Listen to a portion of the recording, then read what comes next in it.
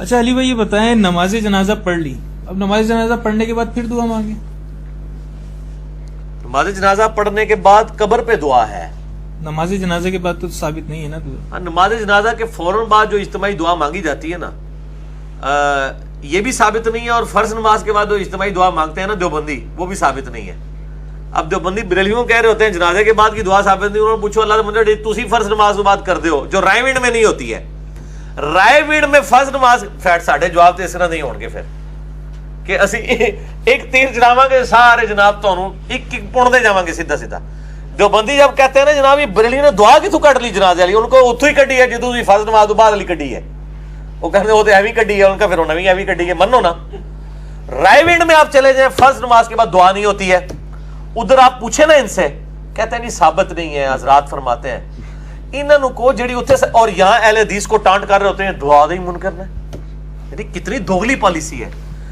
اور جو ابو داؤد میں حدیث موجود ہے وہ چیپٹر ہی ہے قبر پہ دعا والا. وہاں سے بریلوی حدیث پیش کرتے ہیں کہ جب یعنی آپ بھائی کو دفنا، وہ پوری حدیث لیں نا کہ جب بھائی کو دفنا چکو پھر اس کی قبر پہ اس کے لیے سوالوں کی استقامت کی دعا مانگو. قبر پہ دعا کرنا سنت ہے. بلکہ مسلم شریف میں حدیث ہے حضرت عمر ابن عاص نے وصیت کی تھی کہ جب میں مر جاؤں میری قبر پہ اتنی دیر بیٹھے رہنا جتنی دیر ایک اونٹ کو قربان کر کے نہر کر کے اس کا گوشت تقسیم کیا جاتا ہے، تاکہ میں اپنی قبر کے ساتھ مانوس ہوں اور منکر نکیر کو سوالات کے جواب دوں. یہ بڑی ڈیٹیل حدیث ہے، صحیح مسلم میں 321 نمبر ہے کتاب الایمان کے اندر. تو یہ مطلب قبر پہ دعا ہے. باقی یہ کہنا ہے جنازے کے بعد دعا کی کیا ضرورت ہے قبر پہ بھی؟ تو جیسے فرض نماز کے بعد بھی تو دعائیں ہم کرتے ہیں نا، انڈیویجول تو کرتے ہیں اللہم انت السلام منک السلام، حالانکہ نماز میں بھی دعائیں کر چکے ہوتے ہیں. وہ علیحدہ سے اذکار ہیں، یہ علیحدہ سے اذکار ہیں. اچھا علی بھائی اس سے ایک اور سوال نکلتا ہے، نماز کے بعد کے جتنے بھی اذکار ہیں عموماً وہ ساری دعائیں ہیں. جی جی دعائیں ہیں. اب وہ جو دعائیں رپورٹ ہوئی ہیں وہ صحابہ نے سنی ہیں، تو اس سے تو یہی معلوم ہوتا ہے کہ وہ جہرن نبی کریم صلی اللہ علیہ وسلم نے پڑھی. جی بالکل اس طرح ہی ہے. وہ اس طرح نہیں، اگر کوئی جہرن پڑھ رہا ہے اور پیچھے کوئی آمین کہہ دیتا ہے تو وہ بدعت ہو جائے گی؟ نہیں اس طرح نہیں ہوتا.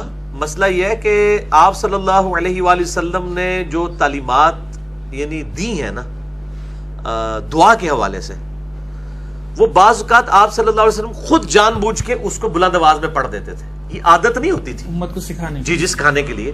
جیسا کہ اما عائشہ روایت کرتی ہیں کہ آپ فجر کی پہلی رکعت میں قل یا ایھا الکافرون اور دوسری میں قل هو اللہ احد پڑھتے تھے. وہ ایک دفعہ آپ نے سنوا دیا ان کو.